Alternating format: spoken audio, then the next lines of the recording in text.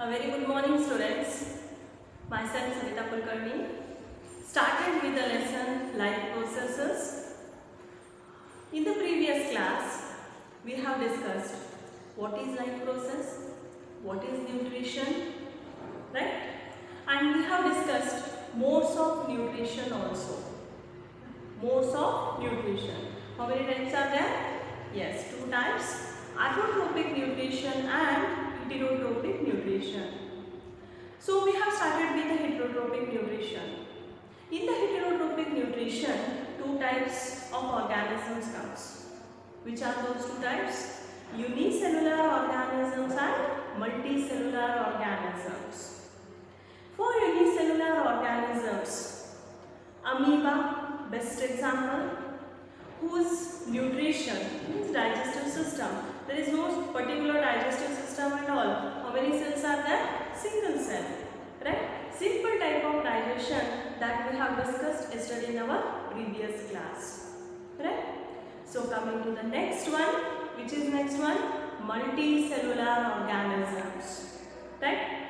For multicellular organisms, let us take the first example, that is human beings. As I said, multicellular, right? So many cells are there, millions of cells are present in our body and we require more energy. So our digestive system is bit complicated, means having different types of organs, organ systems, that all we find, right? So today let us start with human digestive system. Human digestive system. What are all the parts it includes? It includes mouth part. This is esophagus, or we can call it as food pipe. This is the stomach, liver, pancreas, small intestine, large intestine, till the anus. These are all the parts comes under human digestive system. So your digestive system starts with mouth, ends with anus. So we are going to call it as human alimentary canal. This human digestive system, it is called as human alimentary canal. So remember students, alimentary canal means nothing, something special. This is your digestive system. But you have to use the particular words, right? So let us start with the human alimentary canal, which is the first part of our alimentary canal. The first part is the mouth. Students, remember there are two types of digestion in our body. The two types of digestion are called mechanical digestion and chemical digestion. Hope you are taking down the points. Mechanical digestion and chemical digestion. What is mechanical digestion? Machinery, with the help of machines. We don't have machines in our body. We have teeth, tongue, that itself acts as a machines. So in your mouth, you find what type of digestion? Mechanical digestion. In the stomach, intestine and all, what is digestion takes place? No, that we will call it as chemical digestion. Hope you are understanding? Yes. So coming to the first part, that is mouth. What are all the things you find in your mouth? Teeth, tongue. Not only teeth and tongue, we find the salivary glands. Can you see, students? We find the salivary glands. Okay. So what is the use of teeth and tongue? You are taking different type of food items. It may be the carbohydrates, it may be the lipids, it may be proteins, different types of food items you are having. Right? So that food is cut, chewed, right? Grinding, these all takes place with the help of teeth and tongue. What is the use of salivary glands then? Salivary glands secretes saliva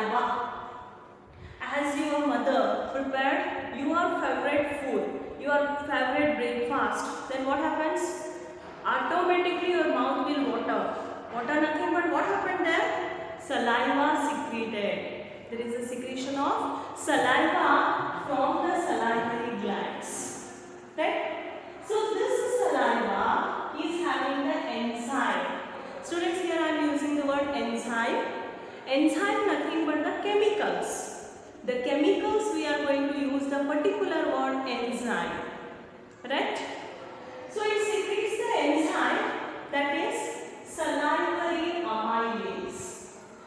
So this salivary amylase helps us in digestion of the starch. It helps to convert starch into simple form. Right? So let me tell once again, what is digestion? Conversion of complex food molecules into simple food molecules. Simple in the sense the molecules are absorbable, that can be absorbed, that can be taken by our blood. So that is digestion. Right? So here what happened? Mouth having the salivary glands. Salivary glands with the saliva means they secretes the saliva. Saliva secretes the enzyme called salivary amylase. It helps for the digestion of starch. So this much digestion, the first step of digestion takes place in our mouth, and which is called as the mechanical digestion. Your teeth, tongue acts as a machines, like a grinding takes place in our mouth. The second one, that is the esophagus. No digestion takes place in the esophagus, students. Just it is a tube-like connection from mouth to stomach. Your food has to enter from mouth to stomach, passing through the esophagus. Esophagus, it is also called as food pipe. Esophagus or food pipe. So esophagus for tube-like structure. It is one of the muscular structure. So that will contract rhythmically. That esophagus can contract and relax. Right? So rhythmic contraction of esophagus is called as peristaltic movement. It is called as the peristaltic movement. Right? So why you find the rhythmic contraction and relaxation of esophagus? So that your food can enter the stomach easily. Without any frictions, it can enter the stomach. So that is the function of esophagus. Before I start with the stomach, in our body, there is one common opening. Let me draw here. Here is a common opening, and then it will split into two structures. One you are going to call it as food pipe, one you are going to call it as windpipe. Food pipe, windpipe. Both the pipes are having common opening. Then they are going to differentiate. So whenever you are taking the food, food has to enter this will make it as food pipe, this as the windpipe. So it has to enter the food pipe but not in the windpipe. So how to control? In our body we have a thin membrane. That membrane is called epiglottis. The membrane is called epiglottis. So two like structures are there. Here one common opening. So that thin membrane epiglottis, it will cover the windpipe when you are having the food, so that your food can enter into the food pipe but not in the windpipe. Okay? Yes. Coming back to the human alimentary canal. Now your food has entered into the stomach. So stomach is one of the muscular organ. Here the food stays for longer time. Right? Maximum amount of digestion takes place here. How the digestion takes place here? In the stomach, we find gastric glands. In the stomach, what do you find? Gastric glands. These gastric glands the gastric juices like hydrochloric acid, pepsin and mucus. Here I have written, see, hydrochloric acid, pepsin and mucus. Let us discuss one by one. The first one is hydrochloric acid. What is the function of hydrochloric acid? As the food enters the stomach, acidity.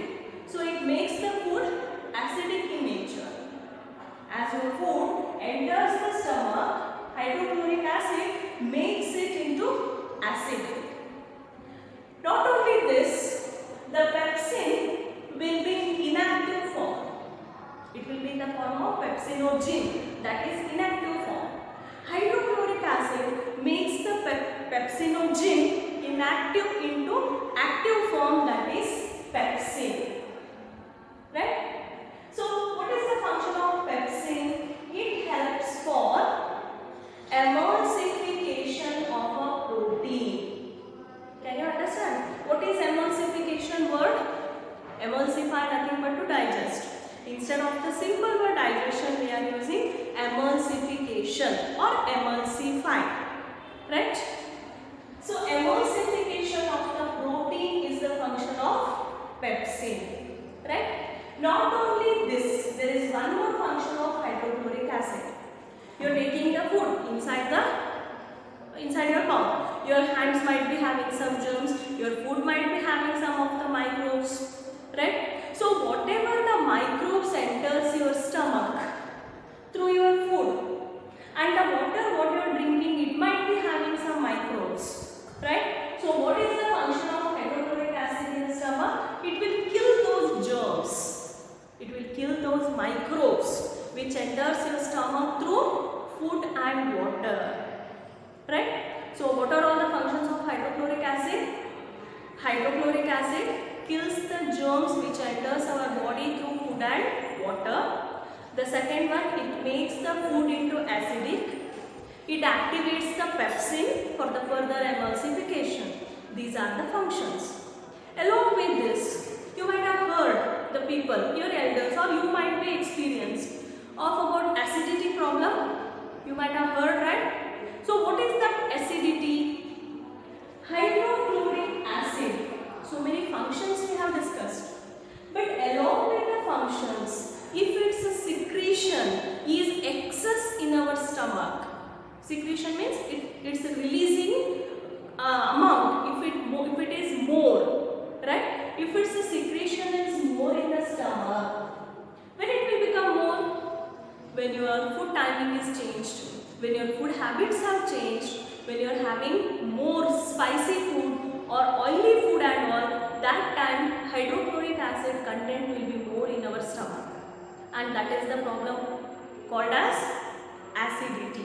What do you do for acidity? Remedy, as usual you are taking ENO, soda, baking soda, something you are taking which acts as antacid or anti-acidic. That all we will take. That is about hydrochloric acid. Right? So hydrochloric acid, three functions we have discussed. What about pepsin? Pepsin helps for emulsification of proteins. Coming to the next one, that is mucus. See, in the stomach, hydrochloric acid is releasing. It is an acid. It shouldn't damage our wall of the stomach. Right?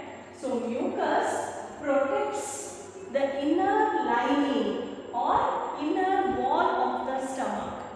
Inner lining, this one, or inner wall of the stomach is protected by the secretion of mucus. Like this, we find the digestion in the stomach. The digestion is not completed, students. The partial digestion has taken place in the stomach. Now, this much digested food will enter the small intestine. This is the part called as small intestine. Right? This structure, here you find some muscles. These are called sphincter muscles. Sphincter muscles. Right? So these muscles will control the digested food so that easily they can come out from the stomach and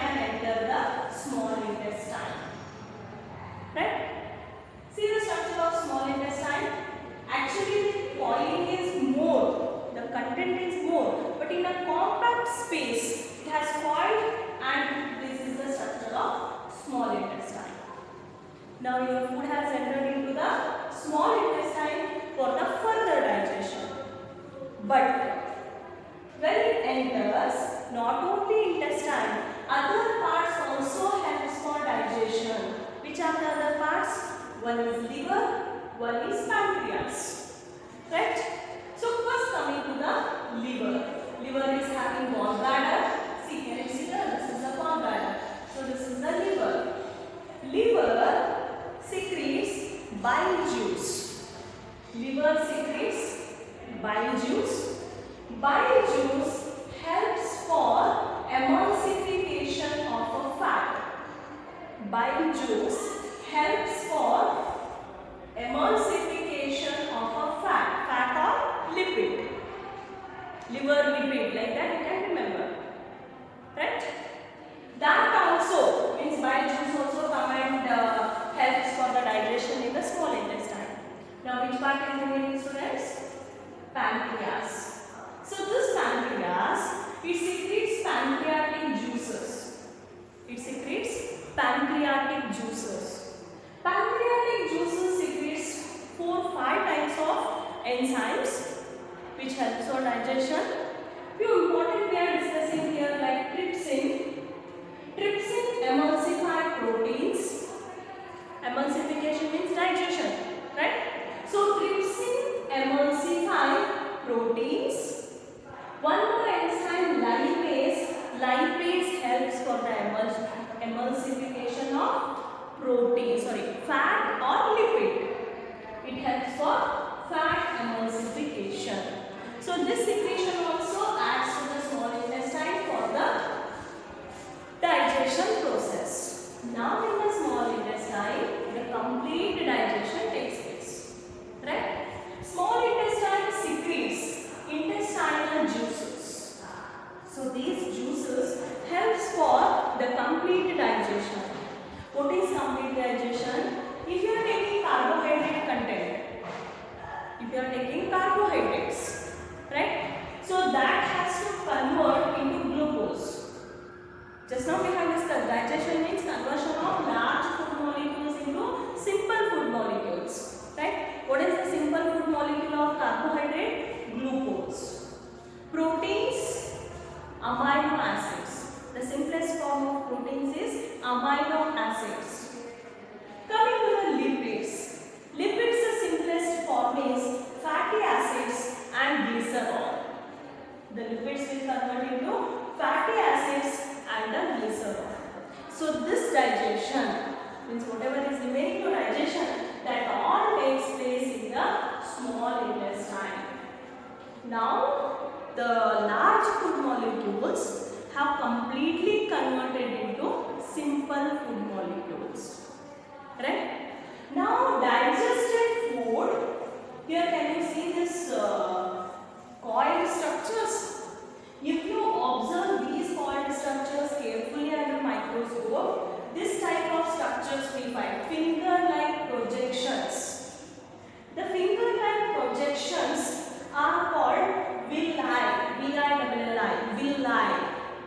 What is the function of villi? Your digested food, simple form of the food, is absorbed, is taken by the villi.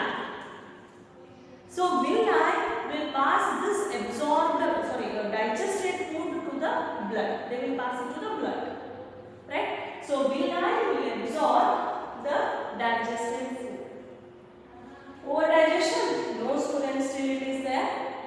Now, after this, there are food molecules which are all undigested, which are all not digested. So undigested food molecules will move to the next part. See this? This is the large intestine. The undigested food will move on to the large intestine. What is the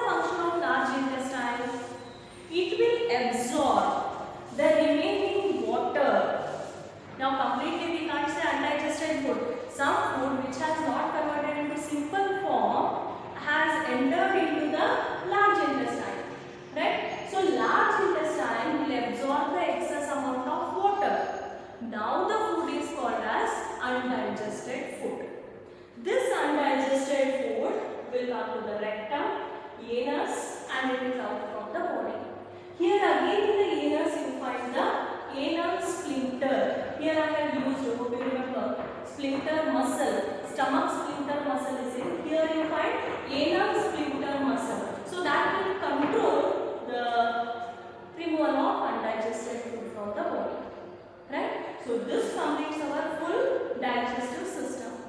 Here can you observe appendix, the small part. Students, there is no function of appendix in our body, right? No function of appendix in our body. So what happened in earlier time, it was there, it seems, nobody knows.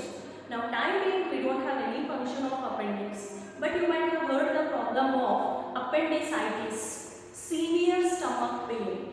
What happens if the severe stomach pain is there? We will go to the doctor, doctor will remove this appendix part.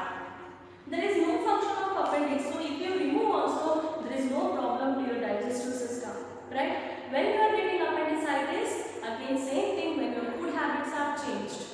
When you are taking more outside food, oily food and all, you may find, not all people, you may find the problem. This is the part called as appendix. Just for your information, right? So this is the human alimentary canal.